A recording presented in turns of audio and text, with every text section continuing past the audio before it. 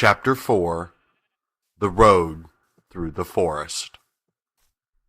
After a few hours the road began to be rough, and the walking grew so difficult that the Scarecrow often stumbled over the yellow bricks, which were here very uneven. Sometimes, indeed, they were broken or missing altogether, leaving holes that Toto jumped across and Dorothy walked around. As for the Scarecrow, having no brains, he walked straight ahead, and so stepped into the holes and fell at full length on the hard bricks. It never hurt him, however, and Dorothy would pick him up and set him upon his feet again, while he joined her in laughing merrily at his own mishap. The farms were not nearly so well cared for here as they were farther back. There were fewer houses and fewer fruit trees, and the farther they went, the more dismal and lonesome the country became. At noon they sat down by the roadside, near a little brook, and Dorothy opened her basket and got out some bread. She offered a piece to the Scarecrow, but he refused. "I am never hungry," he said, "and it is a lucky thing I am not, for my mouth is only painted, and if I should cut a hole in it so I could eat, the straw I am stuffed with would come out, and that would spoil the shape of my head." Dorothy saw at once that this was true, and so she nodded and went on eating her bread. "Tell me something about yourself and the country you came from," said the Scarecrow when she had finished her dinner. So she told him all about Kansas, and how gray everything was there, and how the cyclone had carried her to this queer land of Oz. The Scarecrow listened carefully and said, "I cannot understand why you would wish to leave this beautiful country and go back to the dry, gray place you call Kansas." "That is because you have no brains," answered the girl. "No matter how dreary and gray our homes are, we people of flesh and blood would rather live there than in any other country.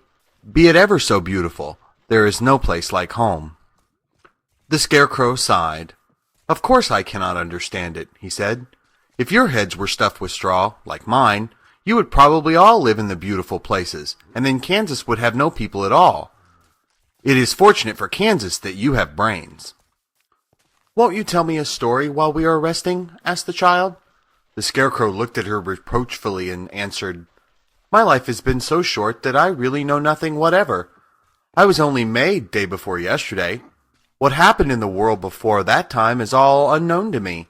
Luckily, when the farmer made my head, one of the first things he did was to paint my ears, so that I heard what was going on. There was another munchkin with him, and the first thing I heard was the farmer saying, 'How do you like those ears?'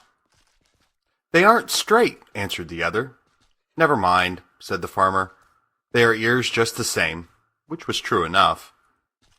'Now I'll make the eyes,' said the farmer. So he painted my right eye, and as soon as it was finished I found myself looking at him and at everything around me with a great deal of curiosity, for this was my first glimpse of the world." "That's a rather pretty eye," remarked the munchkin who was watching the farmer. "Blue paint is just the color for eyes." "I think I'll make the other a little bigger," said the farmer, and when the second eye was done I could see much better than before. Then he made my nose and my mouth, but I did not speak because at the time I didn't know what a mouth was for. I had the fun of watching them make my body and my arms and legs, and when they fastened on my head at last, I felt very proud, for I thought I was just as good a man as anyone. "This fellow will scare the crows fast enough," said the farmer. "He looks just like a man." "Why, he is a man," said the other, and I quite agreed with him. The farmer carried me under his arm to the cornfield and set me up on a tall stick where you found me. He and his friend soon after walked away and left me alone. I did not like to be deserted this way, so I tried to walk after them, but my feet would not touch the ground and I was forced to stay on that pole. It was a lonely life to lead, for I had nothing to think of, having been made such a short while before.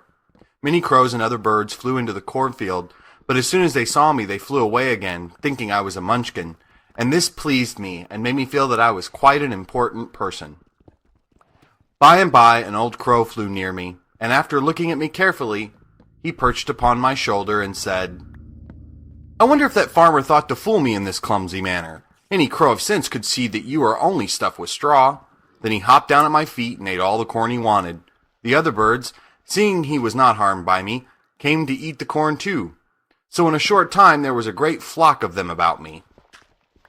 I felt sad at this, for it showed I was not such a good scarecrow after all. But the old crow comforted me, saying, If you only had brains in your head, you would be as good a man as any of them, and a better man than some of them. Brains are the only things worth having in this world, no matter whether one is a crow or a man." After the crows had gone, I thought this over, and decided I would try hard to get some brains. By good luck, you came along and pulled me off the stake, and from what you say, I'm sure the Great Oz will give me some brains as soon as we get to the Emerald City.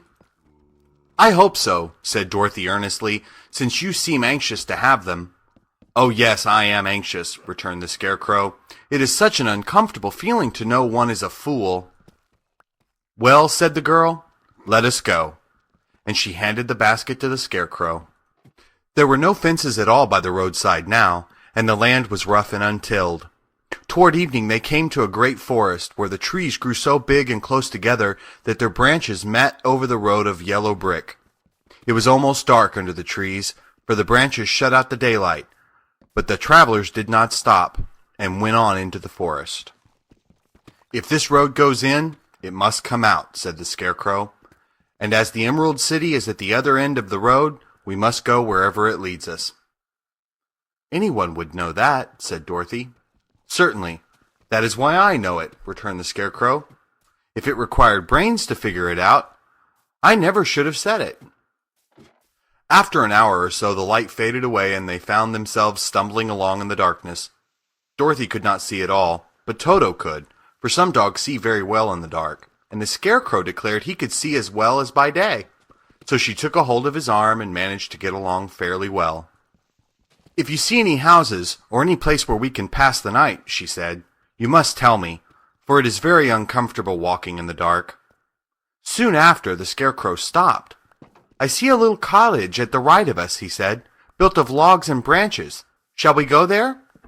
"Yes, indeed," answered the child. "I am all tired out." So the Scarecrow led her through the trees until they reached the cottage, and Dorothy entered and found a bed of dried leaves in one corner. She lay down at once, and with Toto beside her soon fell into a sound sleep. The Scarecrow, who was never tired, stood up in another corner and waited patiently until morning came.